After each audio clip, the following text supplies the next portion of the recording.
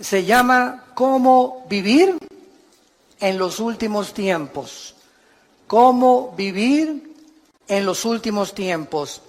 Dice así el apóstol Pedro en su segunda carta, capítulo 3, amados, esta es la segunda carta que les escribo, y en ambas despierto con exhortación vuestro limpio entendimiento, para que tengan memoria de las palabras que antes han sido dichas por los santos profetas, y del mandamiento del Señor y Salvador, dado por vuestros apóstoles, sabiendo primero esto, que en los últimos días vendrán burladores, andando según sus propias concupiscencias, y diciendo, ¿dónde está la promesa de su venida o de su advenimiento? Porque desde el día en que los padres durmieron, todas las cosas permanecen así como desde el principio de la creación. Estos ignoran voluntariamente que en el tiempo antiguo fueron hechos por la palabra de Dios los cielos y también la tierra que proviene del agua y por el agua subsiste, por lo cual el mundo de entonces pereció anegado en agua. Pero los cielos y la tierra que existen ahora están reservados por la misma palabra, guardados para el fuego en el día del juicio y de la perdición de los hombres impíos. Mas, oh amados, no ignoréis estos, que para el Señor un día es como 1000 años y 1000 años como un día. Vamos a detener nuestra lectura hasta este momento y vamos a analizar estos versículos uno por uno para, en primer lugar, darnos cuenta que si tú supieras que Cristo viene mañana, ¿cambiarías tus planes, tus prioridades, tus expectaciones? ¿Cuántas personas el otro día oí, por ejemplo, que un camión ahora en la nueva ruta, la nueva autopista que acaban de hacer de la Marquesa hacia Toluca, que son como 42 kilómetros, que te ahorran como 15, 18 minutos para no irte por la anterior? Se fue un camión, ya están prohibiendo la entrada de los camiones de redilas y los camiones grandes. Es una bajada impresionante. Bueno, no se calculó mucho, ¿verdad? Y el camión se fue contra la caseta y mató a la persona de la caseta, murió quemado junto con el chofer. Después vino otro accidente también y gracias a Dios que pues ya hicieron otro desviamiento, una desviación para los camiones y se le está prohibiendo a los que entren que ya no circulen por esa autopista. Lo que más me impactó fue que oí en el periódico que uno de los testimonios es que unos familiares de estas personas que murieron dijeron lo siguiente. Mi tío, una de las personas que murieron, estaba cuando salió de la casa y voy a hacer esto, construir esto, etcétera, etcétera. Y nos damos cuenta, uno de los familiares es cristiano, nos damos cuenta que así es la vida. Hoy vivimos, hoy en la tarde, hoy en la noche o mañana, ninguno sabe si vamos a amanecer. Nadie sabe. Todas las personas salimos al mundo y con proyectos y visiones y trabajo, etcétera, etcétera, cuando lo más importante es que todos estamos condenados, somos como una lista de reos condenados a muerte porque algún día tenemos que entregarle cuentas a Dios. Entonces, si tenemos esta conciencia de que hoy puede ser el último día en que Dios tal vez te esté hablando y tal vez Dios te está dando la oportunidad de comenzar a cambiar ya tu trayecto y el camino que tú llevas, estoy seguro que cambiarías el rumbo de tu vida. Si respondes que sí, entonces eso quiere decir que necesitas hacer algunos ajustes ya en tu vida, no creyendo que tienes todavía un mes de vida, ni una semana, ni todavía, no me faltan todavía 10, 15 años, no me importa que tengas 20, 25 años de edad, 30, 35 años, la muerte toca las puertas a los niños recién nacidos, como al que llega a los 113 años del último señor judío que acaba de morir de 113 años. Así que la muerte es para todos los seres humanos, para todas las edades, en el momento en el que menos lo pensamos. Si tú respondes que sí, ¿verdad? Entonces la Biblia tiene muchas exhortaciones para que nosotros vivamos a la luz de la eternidad, a la luz de cada día levantarme, Señor. Yo no sé si es mi último día, encomiendo mi familia a ti, Señor. Te encomiendo mi vida, guíame, Espíritu Santo. Muéstrame las decisiones que tengo que tomar. Que las decisiones que tengan no tengan consecuencias para el mal, sino para el bien. Que cada decisión que yo tome en este día sea para tu gloria, Señor. Cuando comenzamos a vivir con esta expectación de la eternidad, es cuando podemos comprender al rey David en uno de los salmos que oró a Dios y le dijo: oh Dios, enséñame a contar los días de tal manera que traiga sabiduría al corazón. Vean, por ejemplo, en Romanos capítulo 13, versículos del 11 al 14, la exhortación que nos hace el apóstol Pablo. Y esto conociendo el tiempo. ¿Cuál tiempo? El tiempo que es cortísimo de nuestra vida.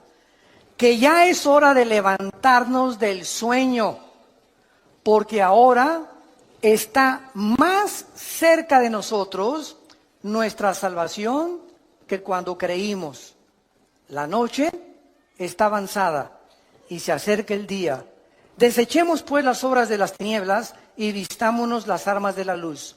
Andemos como de día, honestamente, no en glotonerías y borracheras, no en lujurias y lascivias, no en contiendas y envidia, sino vestíos del Señor Jesucristo y no proveáis para los deseos de la carne. Noten ustedes en el versículo 12 que la vida espiritual la compara el apóstol Pablo, guiado por el Espíritu Santo, con el día y la noche. Cuando llegan las 9, 10 de la noche, en el caso particular mío, yo a las 10:30 ya estoy roncando, ¿verdad? Tal vez 10:15, 10:30. Ya sé que es mi hora. Tengo esa disciplina de siempre tratar de dormirme a esa hora. Y ya llegan las 5, 5:30, levantarme, porque ya salió el sol y tu cuerpo se acostumbra, ¿verdad? El metabolismo a los horarios donde tú estás viviendo. Bueno, de la misma manera, ¿saben ustedes a qué hora de la noche nos encontramos ahorita? Nos encontramos en el punto más oscuro de la humanidad, donde un loco que se llama Kim Jong en Corea del Norte está amenazando bombardear la isla de Guam, donde hay 163,000 personas, más de 12,000 soldados norteamericanos estacionados. Está amenazando bombardear Alaska y Los Ángeles. Está amenazando lanzar bombas contra Japón. Ya ahorita comenzó la evacuación de Corea del Sur, porque Corea está dividida en el norte y en el sur. En el sur están completamente, no son comunistas. En el norte, este hombre, Kim Jong, de 33 años, ¿verdad? Un jovencísimo, el gordito que tienes ahí arriba de tu cama. Este hombre, ¿verdad?, está tratando de recuperar Corea del Sur, amenazar Corea del Sur. En Corea del Sur hay más de 17,000 Marines o marinos Estados Unidos, y tienen un sistema ahorita, gracias a Dios, ¿verdad?, como escudo contra misiles, pero misiles Hwang-2, que no son los grandes, que viajan a más de 6,000, 7,000 kilómetros de distancia. Entonces, el mundo está ahorita así en una expectación impresionante. Anoche oí un noticiero que investigaron a los habitantes de Guam. Guam es una isla que está como a 2,500 kilómetros de Corea del Norte, entre Honolulu y Japón, en medio casi de Indonesia, Filipinas. Y fueron a la isla, una isla preciosa, ni siquiera sabía que existía esa isla. En muchos mapas ni aparece. Entonces, unas playas preciosas, pero está la estación más grande norteamericana de los portaaviones y de los aviones destroyers. Y comenzaron a entrevistar los periodistas a los habitantes de esta isla, preguntándoles: ¿cómo viven ustedes ahorita que saben que ustedes van a ser el primer blanco de este señor que ya amenazó que esta semana manda 4 misiles alrededor de la isla? Y simplemente la pura radiación de esos misiles, aunque no tengan todavía cabezas nucleares, es peligrosísimo para los habitantes. Y el 80% de los habitantes contestaron: es que todos nos levantamos en esa isla sabiendo que es nuestro último día. No esperamos amanecer. Y si amanece, le damos gracias a Dios.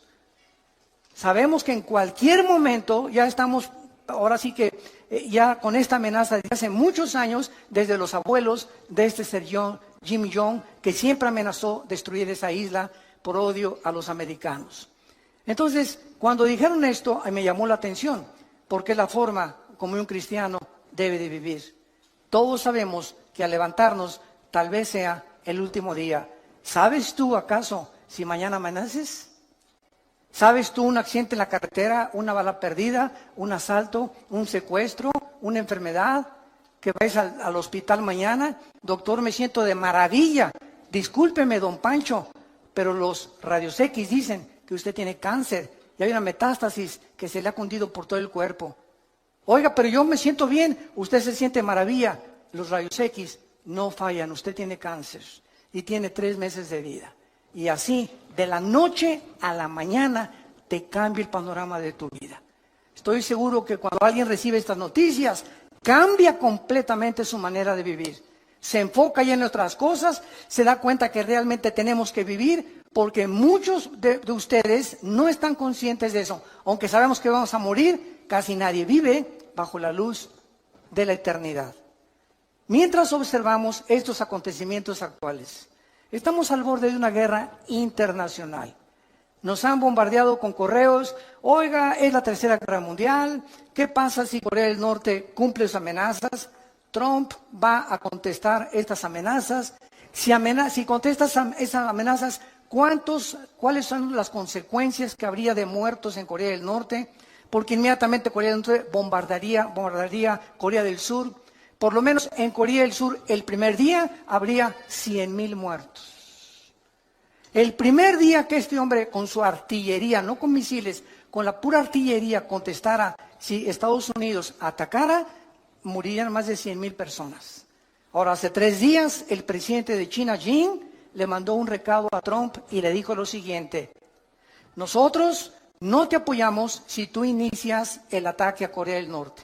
Si Corea del Norte inicia el ataque y ellos atacan a Estados Unidos, nosotros vamos a permanecer neutrales y no nos vamos a meter en el conflicto. Pero si Estados Unidos ataca primero y lanza el primer misil contra Corea del Norte o para destruir sus sitios nucleares, China dijo, entonces nosotros tendríamos que intervenir, porque le llamaríamos una agresión de acuerdo a las leyes internacionales de la justicia en La Haya, en Holanda. Entonces, vivimos un mundo tan incierto donde sabemos que ahora no son juguetes las armas que tienen los países. Rusia tiene una base nuclear en Venezuela, apoyado por Irán. Rusia tiene bases navales en Siria y está defendiendo Siria junto con Irán y con Turquía para que Estados Unidos no entre al Medio Oriente otra vez. El Medio Oriente está siendo convertido en el Islam por el califato, donde esperan al Mahdi, al Mesías, que nosotros le llamamos Jesucristo. Y el Medio Oriente está como una olla hirviendo, sabiendo en la Biblia que ahí, en esta zona geográfica del Medio Oriente, estallará la Tercera Guerra Mundial, que en Apocalipsis 16, del 12 en adelante, se llama el Armagedón. Entonces, santos de Dios, si estalla ahorita una guerra con Corea o con lo que sea, no es la Tercera Guerra Mundial. Faltan 3 guerras. Una antes de que venga Cristo en el arrebatamiento, y va a haber 2 guerras o 3 a lo más durante el período de la tribulación. Simplemente en el 4º sello, Apocalipsis 6 del 5 en adelante, 1/4 parte de la humanidad va a morir. En la 5ª trompeta, 1/3 parte de la humanidad va a morir. Y cuando venga la guerra del Armagedón, si no viene Cristo y desciende con nosotros en la tierra, nos autoextinguiríamos. La raza humana se autodestruiría del odio tan grande que existe en el mundo.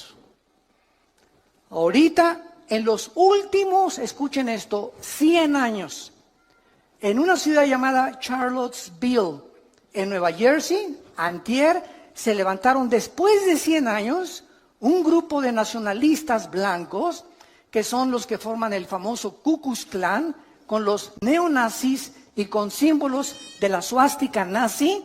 En esta ciudad se levantaron para levantarse en armas y clamar que se necesita una reforma de los blancos, que los blancos deben de volver a gobernar Estados Unidos. Es el racismo en su último grado.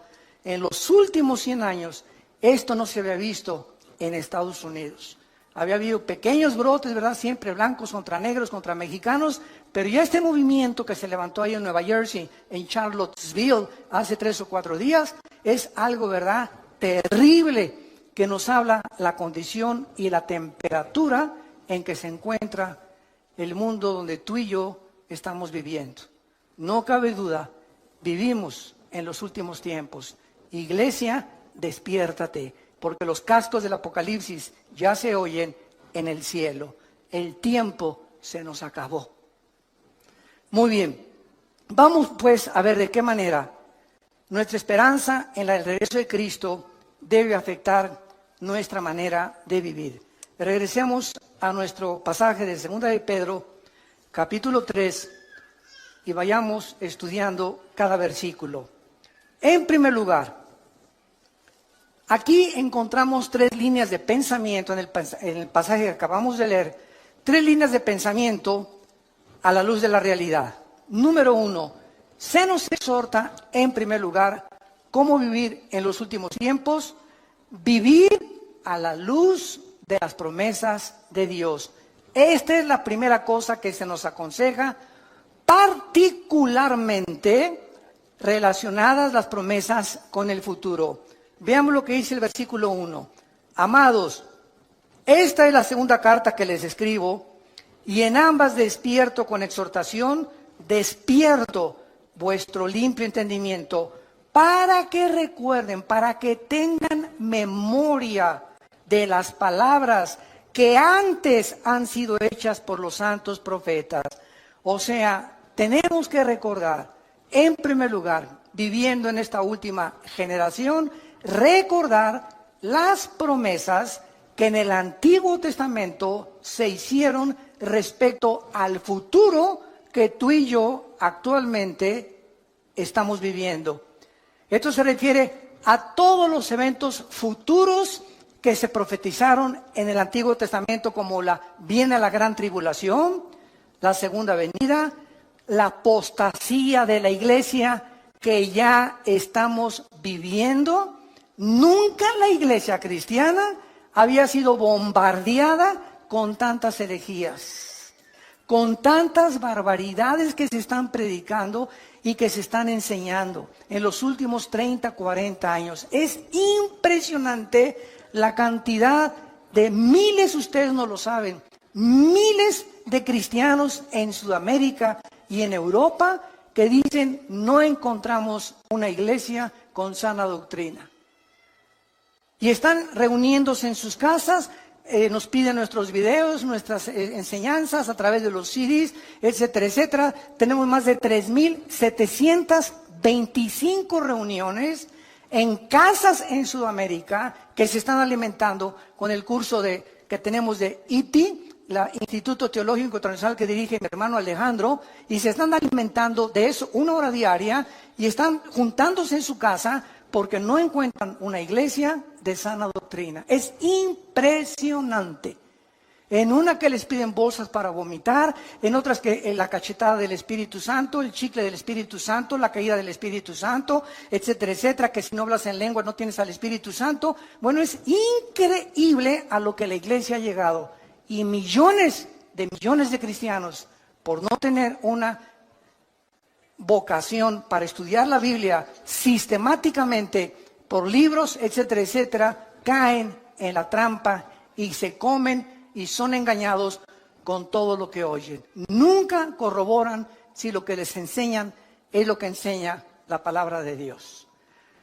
Tengan memoria que esto va a venir, no nos asustemos, como me dicen muchos pastores. Acabo de estar en Guatemala el último fin de semana, se celebró el 67 aniversario de Radio Cultural en Guatemala, en la ciudad, que es la estación de radio más prestigiosa en los últimos 100 años. Y esta radiodifusora celebró el 67 aniversario, me invitaron a compartir la palabra, y el sábado se unieron casi más de 1,700 pastores de diferentes naciones, de la ciudad de Guatemala, etcétera, etcétera. Y el domingo nos reunimos en el Parque Industrial y asistieron 18,000 personas. Entonces vemos nosotros que es una efervescencia de hambre de la palabra de Dios. Y cantidad de pastores me decían en Guatemala, hermano, es que necesitamos la sana doctrina, necesitamos regresar a las enseñanzas de la Biblia, a las enseñanzas que Cristo nos enseñó. Y yo el consejo que les daba es el siguiente: no se desilusionen, no se asusten. ¿Saben por qué? Porque Cristo nos los dijo. Cuando estas cosas sucedan, recuerden que yo se las dije antes. Entonces, esto tiene que suceder. No nos desilusionemos, al contrario, tiene que suceder, y si sucede es porque la Biblia es la palabra de Dios. Al contrario, esforcémonos, seamos valientes, echemos mano de la vida eterna, no perdamos la esperanza a la cual todos hemos sido llamados, estemos firmes y constantes en la fe, sabiendo que nuestro trabajo no es en vano. Entonces, no es tiempo de ser cobardes, no es tiempo de, ya me voy, tú una bola de hipócritas, esto no es cierto. Estos son los perdedores, los que quieren ponerse hasta atrás del ejército y no quieren ocupar las primeras líneas de comandantes y generales del ejército de Dios. Es muy fácil irte hasta atrás y decir, ya no peleo, ya me quedo en la casa, esto no es cierto, qué fácil es eso. Y dicen Apocalipsis 21:8, los cobardes encabezan la lista de los que van al lago de fuego. Los cobardes, no los adúlteros, no los homosexuales, no las lesbianas, no los secuestradores. Los cobardes son los primeros que dice Cristo que va a juzgar. Muy bien, entonces todas estas profecías ya se han cumplido, y la exhortación es que mantengamos estas promesas en nuestra mente, porque las vamos a necesitar. Dice el versículo 3, sabiendo primero esto. O sea, ¿por qué necesitamos recordar tres promesas? Porque en los postreros días, que es la época que estamos viviendo, que actual es la Biblia, vendrán burladores, andando en sus propias concupiscencias y diciendo, ¿dónde está la promesa del Hijo de Dios? Siempre ha habido guerras, siempre ha habido terremotos, siempre ha habido maldad, siempre ha habido pecado, bla, bla, bla, bla, bla, bla, bla, bla. Y así tenemos ahorita un mundo impresionante. Tú te metes, por ejemplo, a una conferencia bíblica, profética, y ve los comentarios. Hay buenos y hay negativos. Son puras mentiras. Es pura hipocresía. Y siempre hay estas cosas. Todas estas personas que mandan estos comentarios se les llama burladores. Y ahora es muy importante esto, porque eso nos explica por qué necesitamos aferrarnos a estas promesas. Un burlador, escuchen esto, no es lo mismo de una persona que tiene dudas. Porque los que dudan honestamente están abiertos a las evidencias. Pero el burlador es la persona que ni siquiera quiere oír las evidencias ni hacer caso de las evidencias o las pruebas que la Biblia ofrece para demostrarte que estás equivocado. El burlador se dedica a burlarse, a criticar, a despreciar y a atacar las cosas de Dios.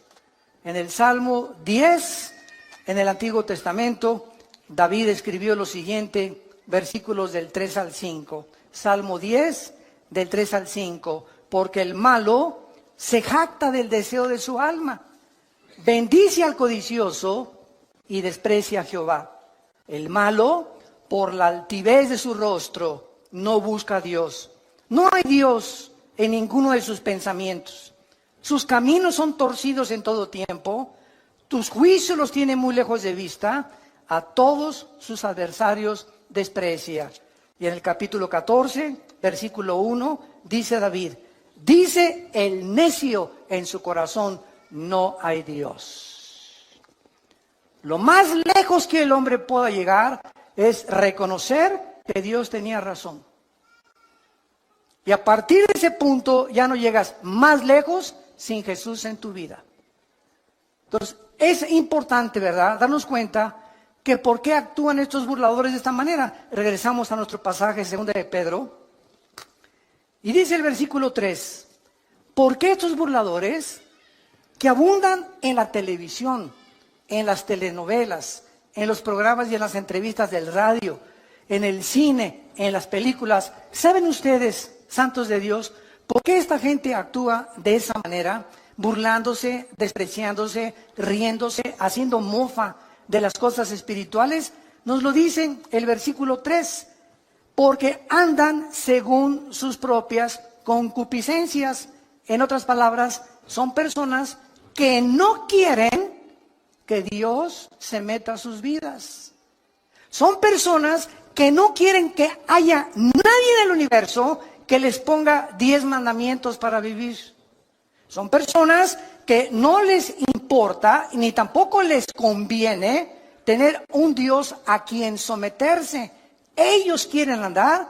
La palabra concupiscencia, apúntalo, significa pasiones sin control o deseos desordenados.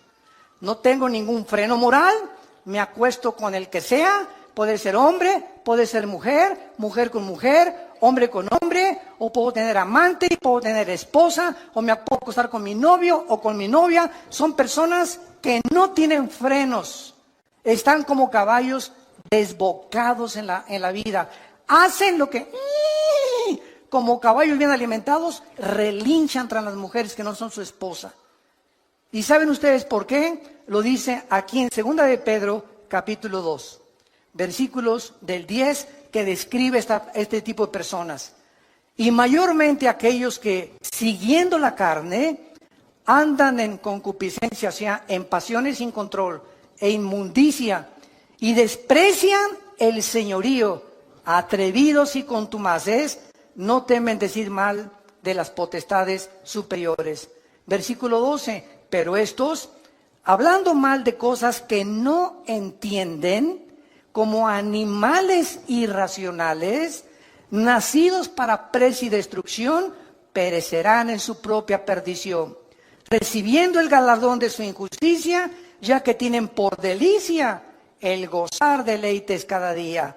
Estos son inmundicias y manchas, quienes aún mientras comen con ustedes, se recrean en sus errores. Tienen los ojos llenos de adulterio, no se sacian de pecar, seducen a las almas inconstantes, tienen el corazón habituado a la codicia y son hijos de maldición. Por eso se burlan de ti. Por eso te critican que eres cristiano. Por eso se mofan de la Biblia en los periódicos, en los libros, en las películas, en las telenovelas, etcétera, etcétera, etcétera.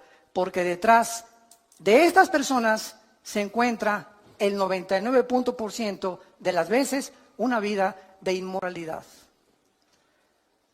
Odian la luz, odian la santidad, odian a Jesús, aman las tinieblas. En el Evangelio de Juan capítulo 3 dice, y esta es la condenación, que la luz vino al mundo y los hombres amaron más las tinieblas que la luz. ¿Por qué? Porque sus obras eran malas. Porque todo aquel que aborrece la luz no viene a la luz. ¿Por qué? Porque la luz te muestra cómo eres. Y cuando nos ilumina el Espíritu Santo, nos damos cuenta, qué bárbaro, soy un basurero. Estamos podridos en maldad. Y cuando reconocemos esa maldad y esa podredumbre con la cual nacimos, el pecado original, es cuando, Dios mío, ten misericordia de mí. Y hay una cruz en la gracia de Dios, a la cual nos podemos acercar y ser lavados con la sangre del Hijo de Dios.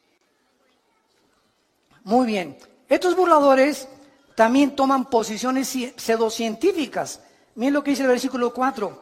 Y dicen, ¿dónde está la promesa de su avenimiento? O sea, de que va a venir. Porque desde el día que los padres durmieron, todo permanece igual. Esta explicación, ¿verdad?, no cuadra con lo que la Biblia dice. Si estas personas realmente necesitan evidencias de la actividad de Dios en la historia, es bien fácil. La misma historia, señores historiadores que nos visitan, sociólogos que nos visitan, científicos y catedráticos y doctorados y licenciados que nos escuchan, la Biblia nos muestra que la historia misma demuestra la existencia de Dios. ¿De qué forma? Ven a la Biblia y encontrarás que Dios puso simplemente un botón de muestra, el libro de Daniel. En el libro de Daniel, Dios le recuerda hace 2600 años al profeta Daniel el orden exacto en el que iban a transcurrir todos los imperios gentiles hasta la segunda venida de Cristo. en la famosa estatua del sueño que tuvo el rey Nabucodonosor. Y Dios le dice a Daniel, la cabeza de oro es Babilonia, tal como Daniel lo comprobó porque él vivió bajo el imperio del rey Nabucodonosor. Y le dice Dios, después de Babilonia vendrá otro imperio que, de acuerdo a la historia, ¿quién fue? Los medos y los persas, que hicieron una alianza. Y le dice Dios, y el pecho, el vientre de bronce, vendrá otro imperio. De acuerdo a la historia, ¿quién fue?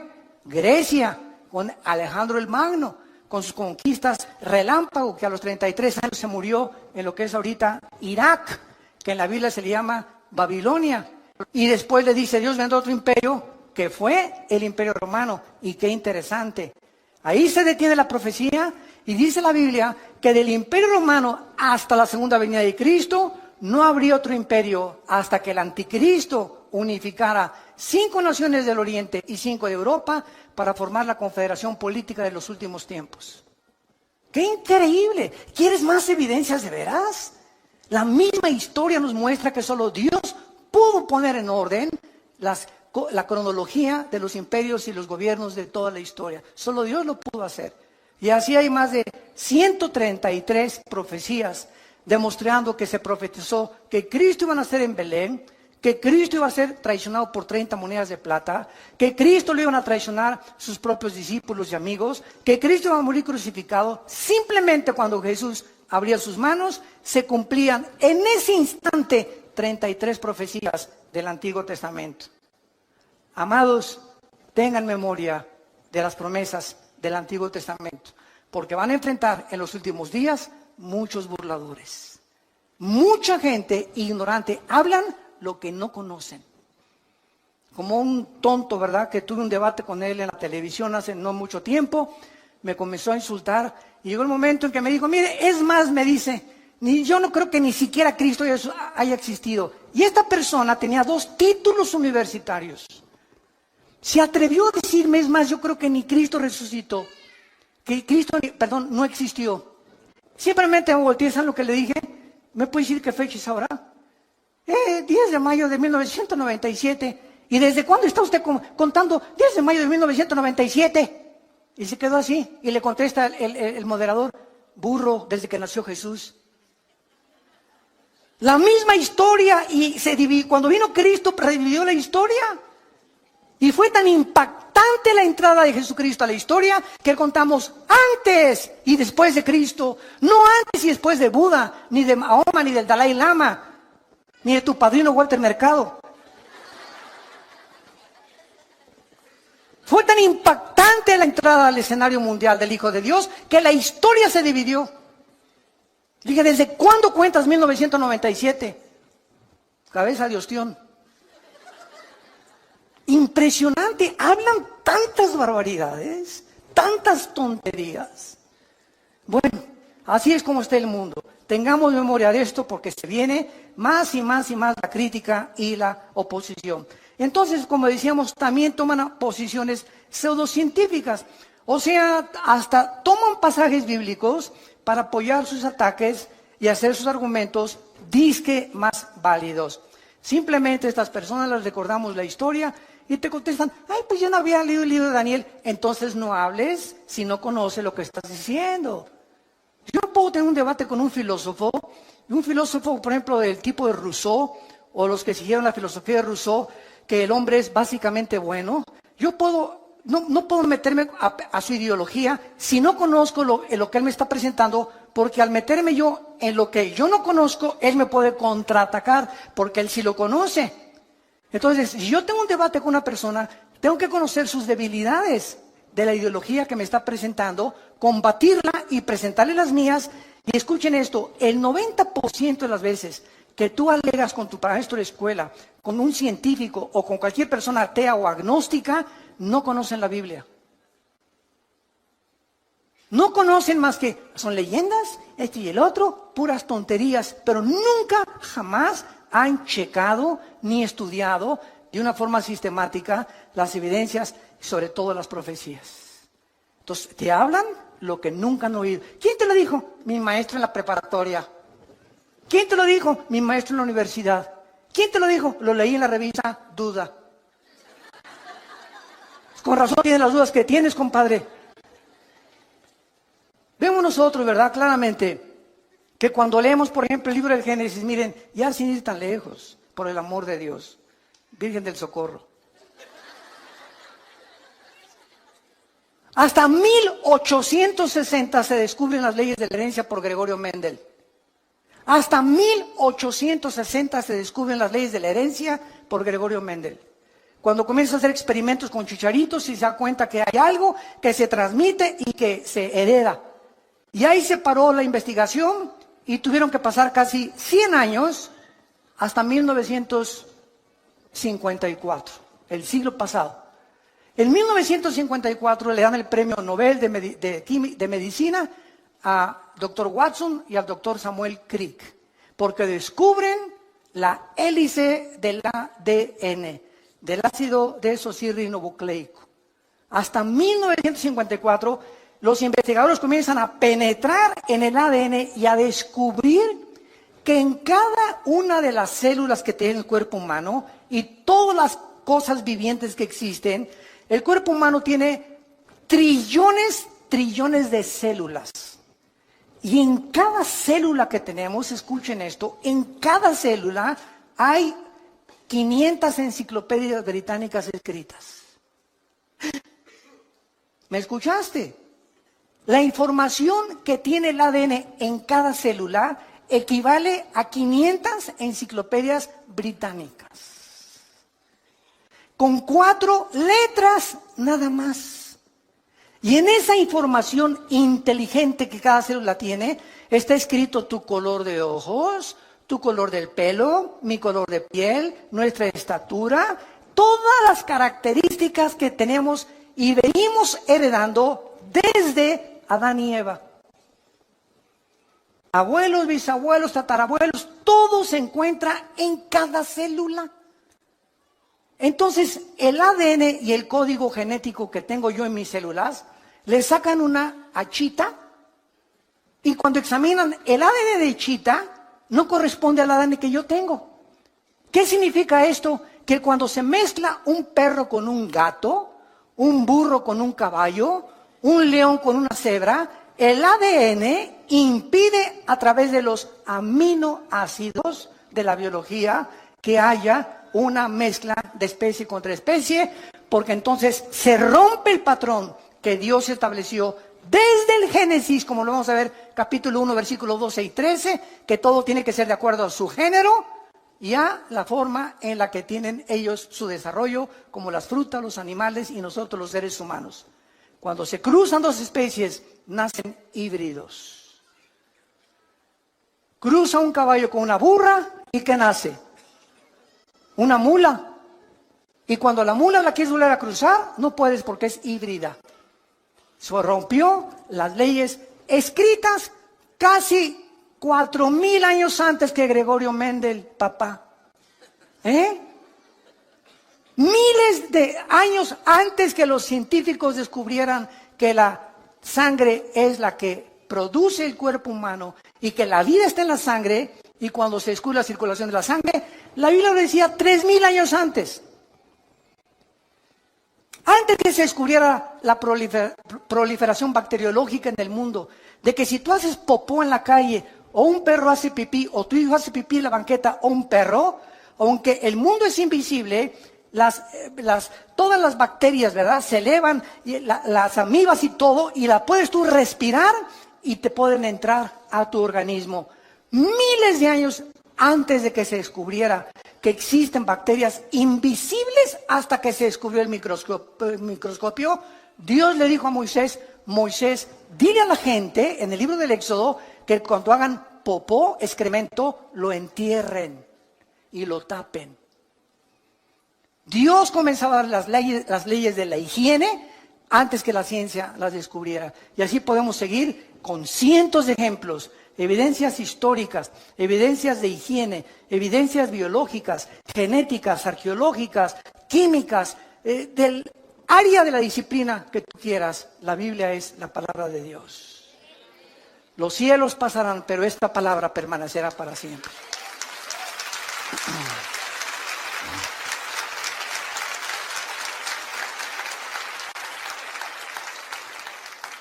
Ahora, vemos también, ¿verdad?, que es importante el tiempo de Dios.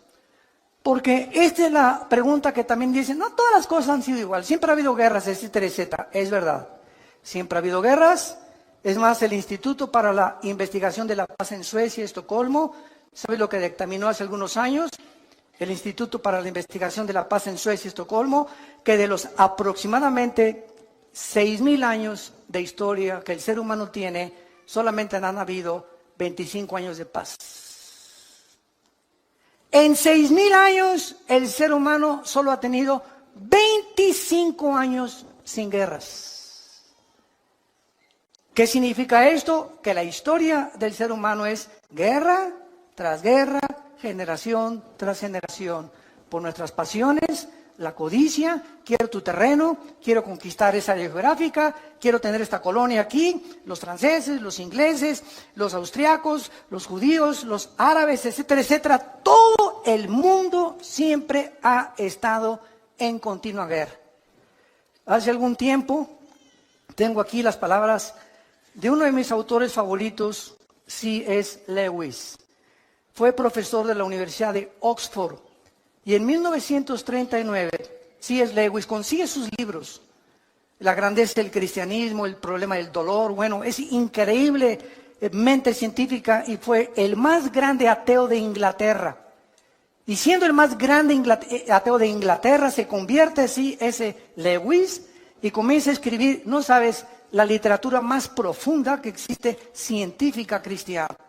Y en 1939, C.S. Lewis, cuando la Segunda Guerra iba a comenzar, escribió esto. Y dijo así, la guerra no crea ninguna situación absolutamente nueva. Simplemente agrava la situación permanente humana para que no la ignoramos. La vida humana siempre ha sido vivida en la orilla de un precipicio. Estamos equivocados cuando comparamos la guerra con la vida normal. La vida nunca ha sido normal. Cuando explotó la Segunda Guerra, ¿de qué nos extrañamos? En otras palabras, siempre ha habido guerras. Es la condición permanente del ser humano. Si no hay guerras, buscamos la manera de pelearnos. Y llegamos al precioso siglo XXI. Y la luna, y los descubrimientos tecnológicos, Internet desde los 90s, y los satélites de comunicación, iPad, IQ, chips, bla, bla, bla, bla, bla. Aladín y la lámpara maravillosa. El ser humano ha llegado con la tecnología, etcétera, etcétera. Y ayer acabo de leer las últimas palabras del fundador de Apple, Steve Jobs, que muere de cáncer antes de los 50 años. A los 40 años llegaron con Steve Jobs y le dijeron, el fundador de Apple, de las compañías más prestigiosas que cualquiera pudiera decir, yo quisiera poder llegar a los descubrimientos de una multimillonaria fábrica y productora de los artículos que conocemos actualmente en el mercado.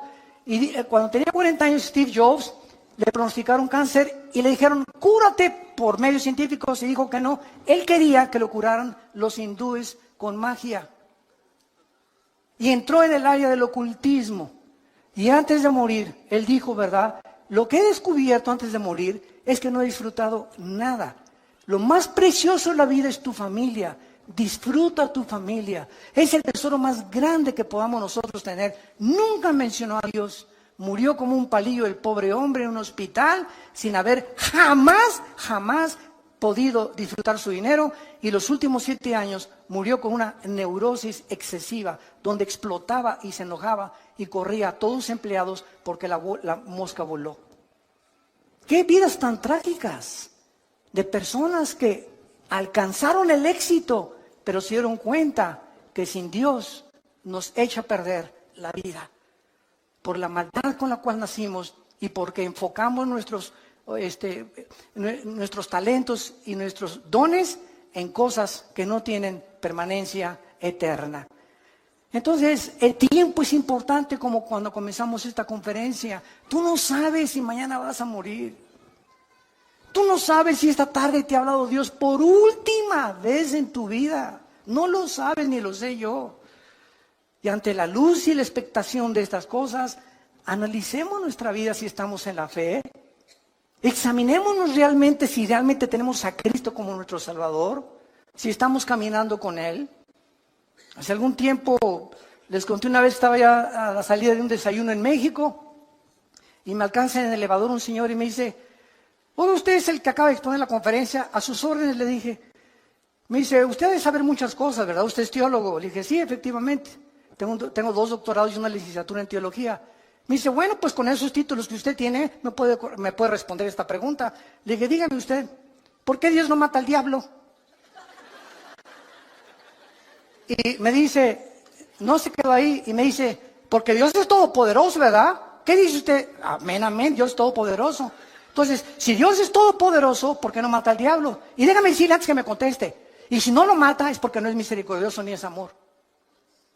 Fíjense usted la pregunta que me hizo, ¿no? Entonces yo le contesté, le dije, dele gracias a Dios, porque si Dios acabara con el mal ahorita, comenzaría con usted.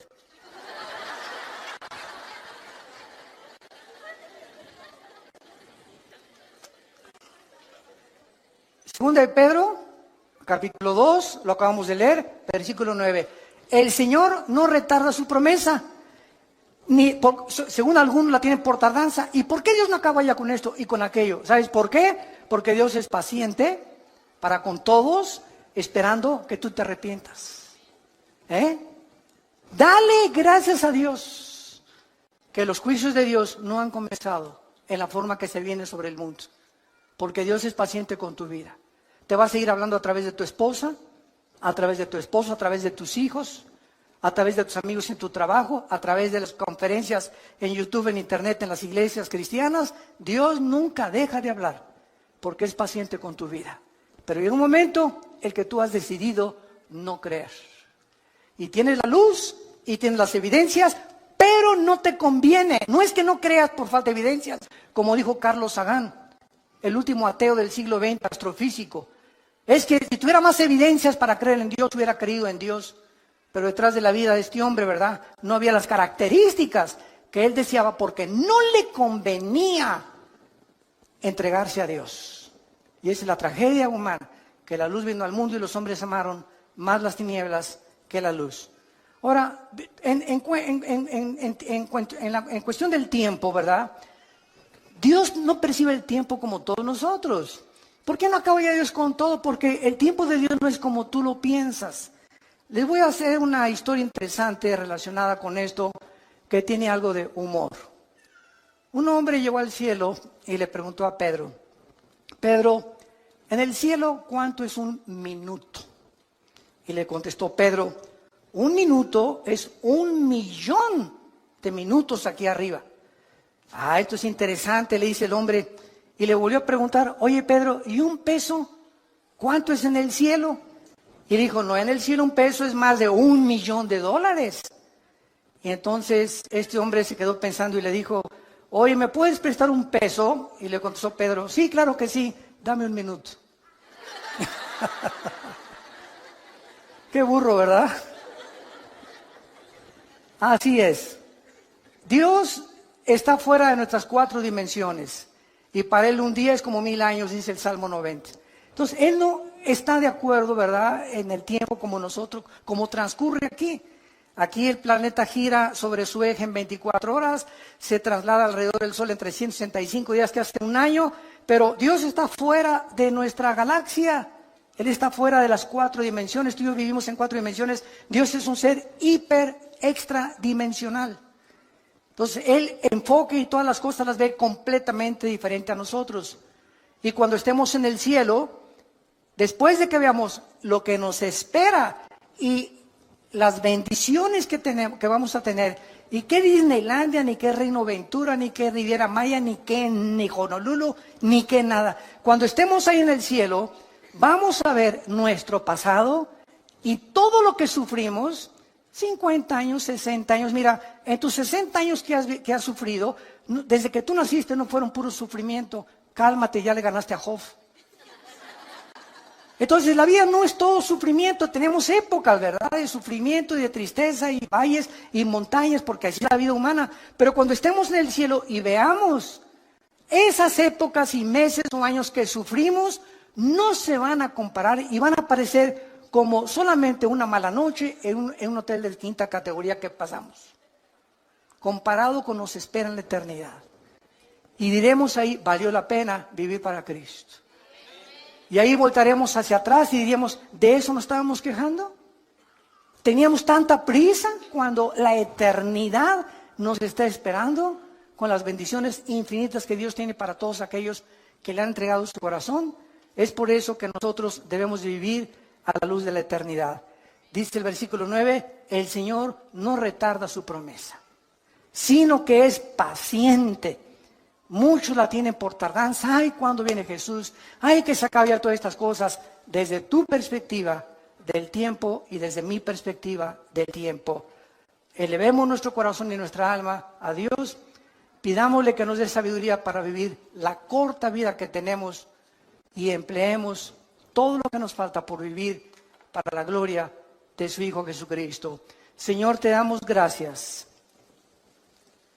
porque desde el principio nos llamaste y nos escogiste para la salvación, mediante la santificación en el Espíritu Santo, por la fe en la verdad.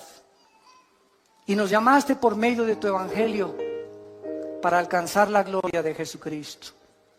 Bendito sea el Hijo de Dios, que lo resucitó a los 3 días de los muertos y nos hizo renacer a nosotros para una esperanza viva por medio de Él, para una herencia incorruptible, inaccesible en los cielos, que somos guardados por el poder de Dios mediante la fe, esperando la bienaventurada esperanza y la gloriosa venida de nuestro Señor en las nubes, que nos arrebatará y nos sacará de este mundo en cualquier momento para estar siempre con Él. Oh Dios, una vida muy corta, tal vez demasiado corta, nos has dado. Vivámosla pues a la luz de la eternidad, echando mano de la vida eterna, peleando la buena batalla de la fe, exhortándonos a ser valientes y vivir para Jesús. Corramos la carrera, despojándonos de todo peso y de pecado que nos asedia, esperando la bienaventurada venida de Jesucristo, y corramos esta carrera con paciencia, sabiendo que es fiel el que nos llamó. Muchas personas en este momento no tienen a Cristo. Yo los invito a que vengan a la cruz. Tú no sabes si hoy es la última vez que Dios te ha hablado. Cuando oigas su voz, no te endurezcas. Ya no te sigas burlando ni despreciando este regalo. Es un regalo. A Él le costó la vida. A ti solamente es reconocer que necesitas a Jesús en tu corazón. Si tú quieres arrepentirte en este momento y venir a la cruz, dile a Dios.